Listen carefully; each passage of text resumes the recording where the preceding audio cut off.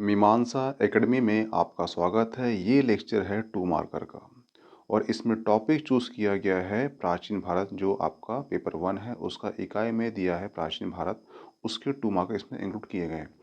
पहले एक पार्ट और दूसरा पार्ट आ चुका है, ये तीसरा पार्ट है, तो प्लीज़ वो लेक्चर वॉच कीजिए।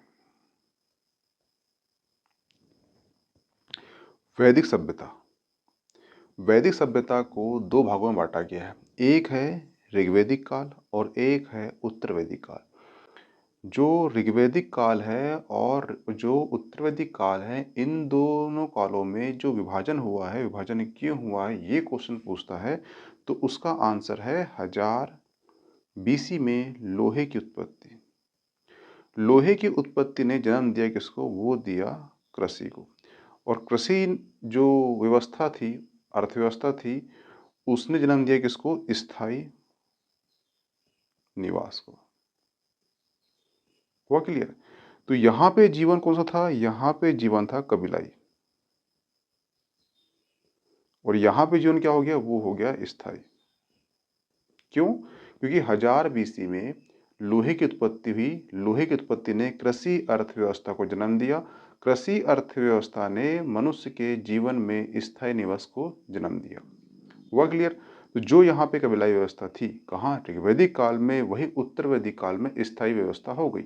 इसीलिए जो वैदिक काल है, लोहे की उत्पत्ति जहाँ पे होती है, वहाँ तक कहलाता है ऋग्वैदिक काल, और लोहे की उत्पत्ति के बाद वो कहलाता है उत्तर वैदिक काल। हुआ क्लियर? ठीक है। वैदिक काल इसलिए बोला गया है क्योंकि इसमें वेदों की रचना हुई। इसमें ऋग्वेद, सामवेद, यजुर्वेद, ठीक है, अथर्ववेद। और जो ऋग्वेद है इसमें 10 मंडल हैं और 10-28 ऋचाएँ हैं। 10 मंडल में जो दूसरा और 7वां मंडल है, ये सबसे प्राचीन मंडल है, और इसमें जो 10वां मंडल है वो सबसे नवीन मंडल है। इसमें जो तीसरा मंडल है उसकी रचना की है पुरोहित ऋषि विश्वामित्र ने, और जो 7वां मंडल है उसकी रचना की है गुरु वशिष्ठ ने। और 7वें मंडल में दशराग युद्ध का उल्लेख मिलता है। हुआ क्लियर? अब चलते हैं नेक्स्ट में। रत्नी क्या है? ठीक है, तो सूती, रत्कार और कम्मादनी नामक अधिकारी को रत्नी कहा जाता था। इनकी संख्या राजा सहित कितनी मानी गई है? 12 मानी गई है। हुआ क्लियर? नेक्स्ट क्वेश्चन है भाग ध्रुव। भाग ध्रुव जो है वो राजस्व कर एकत्रित करने वाला अधिकारी होता था। सभा और समिति। सभा और समिति राजा को सलाह देने वाली संस्था थी, जिसमें सभा जो है श्रेष्ठ जन की संस्था थी, वहीं जो समिति है वो सामान्य जन की संस्था थी। इन दोनों के अध्यक्ष को ईशान कहा जाता था। ये जो क्वेश्चन है पीटी में, अदर स्टेट एग्जाम में भी पूछ चुका है, कई वनडे एग्जाम पूछ चुका है कि सभा और समिति के अध्यक्ष को क्या कहा जाता था, तो उसका आंसर है ईशान कहा जाता था। तो इस फैक्ट को आप याद रखना पीटी बेस पर, ठीक है। स्त्रियां जो हैं वो सभा और समिति में भाग ले सकती थी। हुआ क्लियर?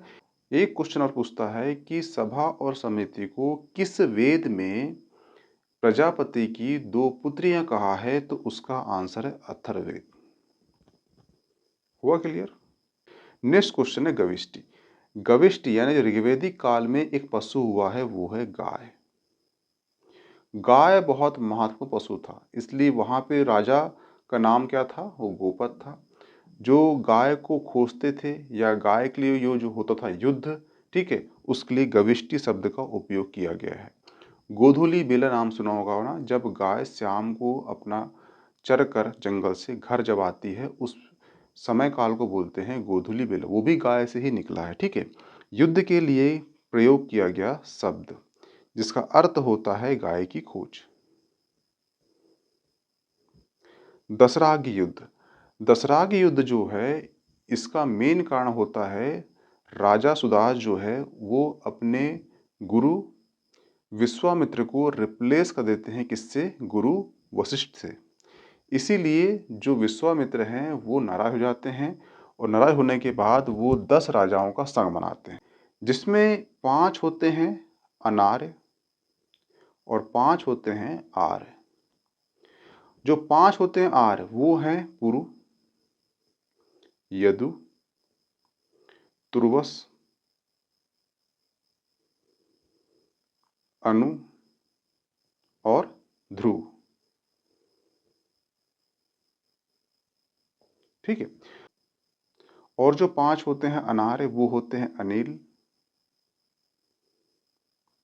पाख्त, भनाल, शिव और विषाणिन। ठीक है। तो ये होते हैं 5 अनार्य और ये होते हैं 5 आर्य। तो इन्हीं को बोला गया है पंचजन्य बोला गया है। और पंचजन्य जो है 2022 या 21 के मेंस में 3 मार्कर में पूछ चुका है। तो संभवतः ये है कि अब आपसे 2 मार्कर में ये पूछ लेगा 5 अनार्य कौन से हैं, अनिल, पाख्त, भनाल, शिव, विषाणिन।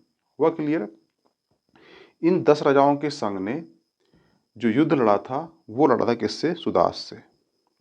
सुदास इसमें विजय रहे थे। ठीक है। और सुदास के गुरु कौन थे? वो थे वशिष्ठ। ठीक है। वशिष्ठ जो गुरु थे किसके? सुदास के थे। ठीक है। इसलिए इसका उल्लेख जो जीतेगा वो उल्लेख करेगा, इसका उल्लेख किसमें है? 7वें मंडल में है। क्यों है? क्योंकि गुरु वशिष्ठ ने ही 7वें मंडल की रचना की थी और जो विश्वामित्र है उन्होंने 3रे मंडल की रचना की थी। जो जीतेगा वो उसका उल्लेख करेगा। तो सुदास के गुरु कौन थे? पुरोहित कौन थे? तो वो थे वशिष्ठ। वशिष्ठ जो रचना की है वो 7वें मंडल की है, इसलिए इसका उल्लेख कहाँ पर है? दसरा युद्ध का 7वें मंडल में इसका उल्लेख है। ठीक है।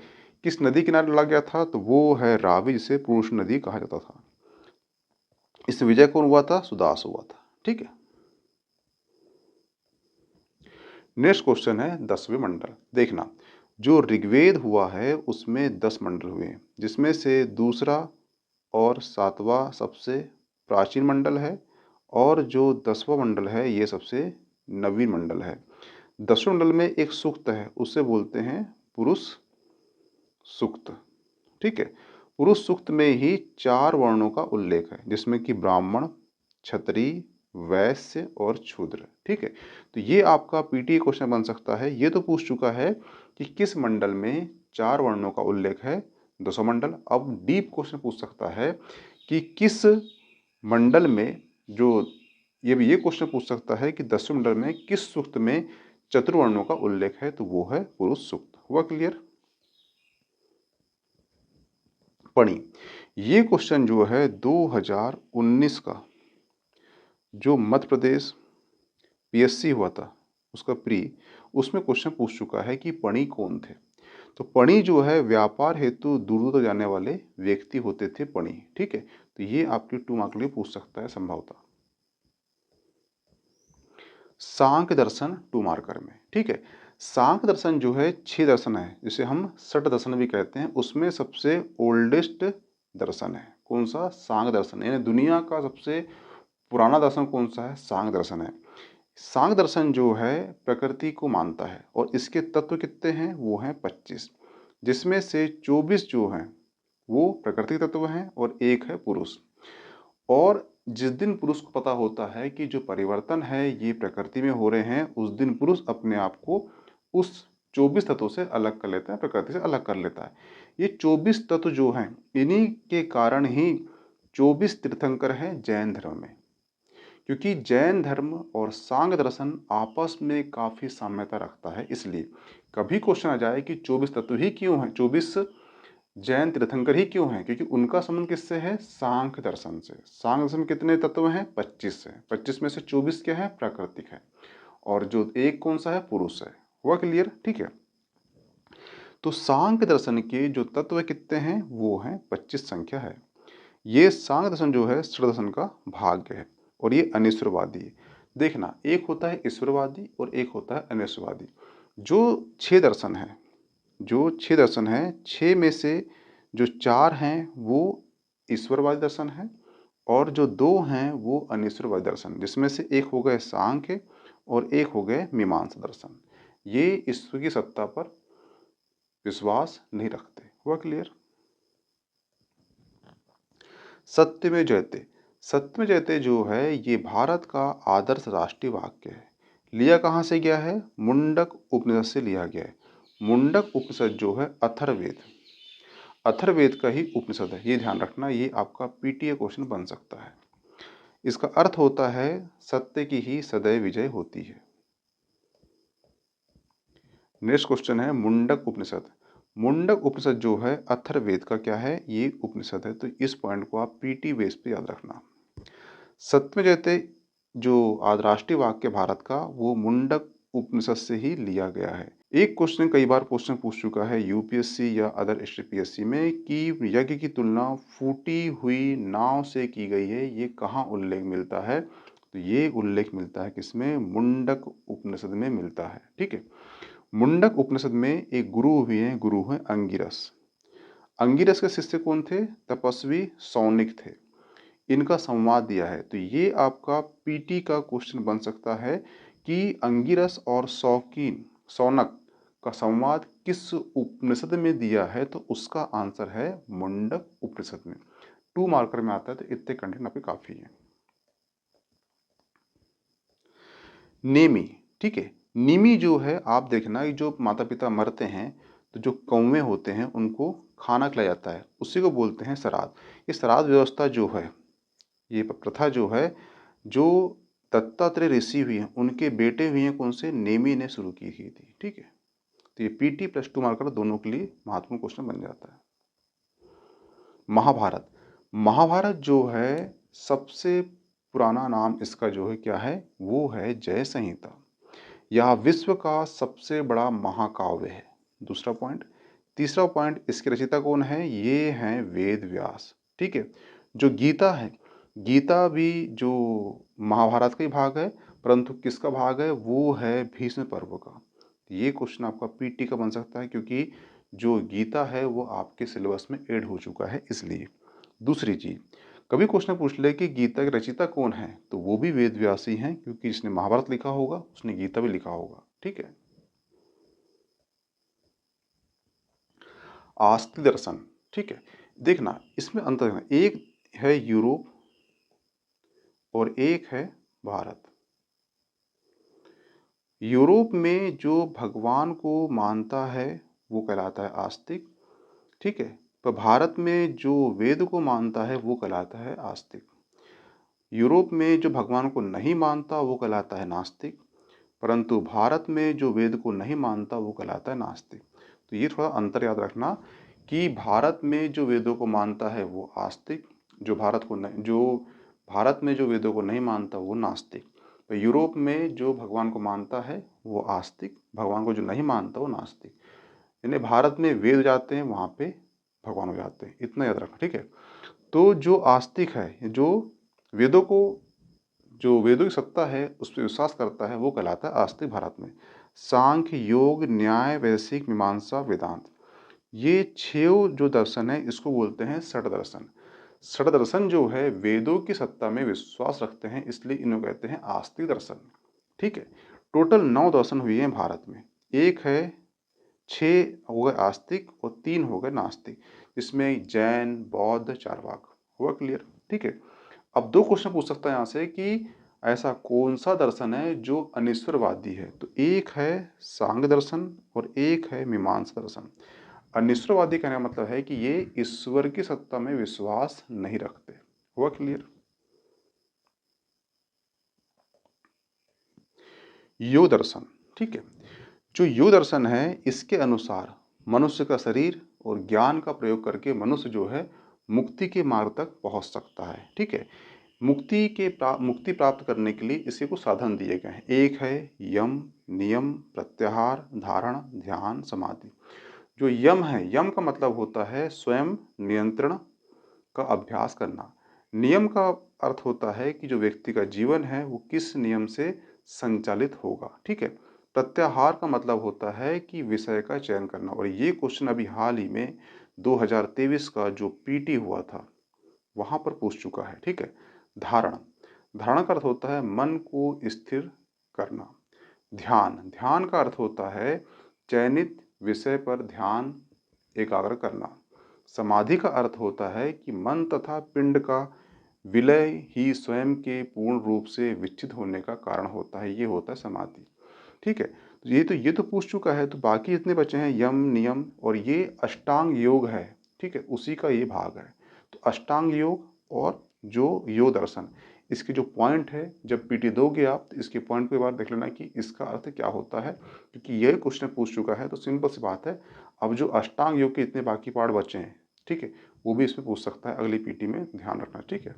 नेक्स्ट क्वेश्चन है वैशेषिक दर्शन, और इसके प्रवर्तक कौन है? वो हैं ऋषि कणाद है।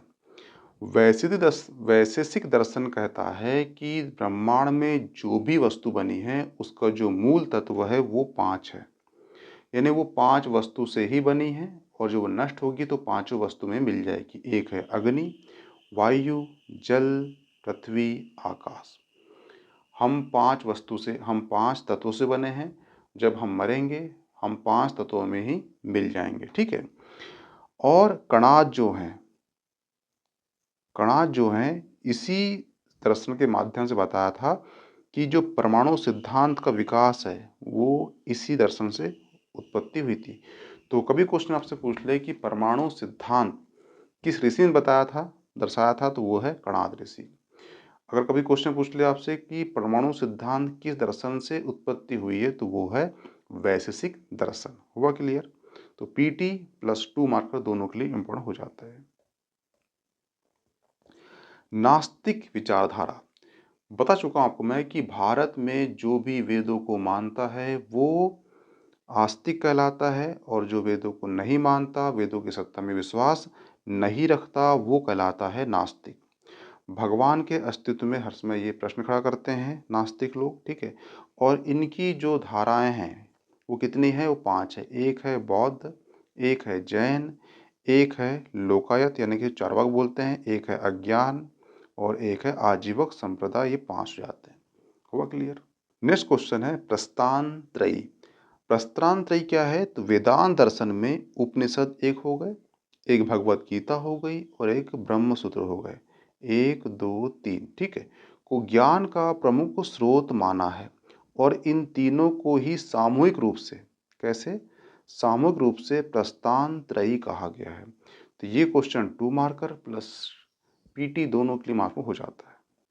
तो यहाँ पर आपके जो पेपर 1 है उसका इकाई 1 जो प्राचीन भारत है उसके पार्ट 3 खत्म होता है 2 मार्कर का। मिलते हैं नेक्स्ट 2 मार्कर में इकाई 1 की। Okay, thanks.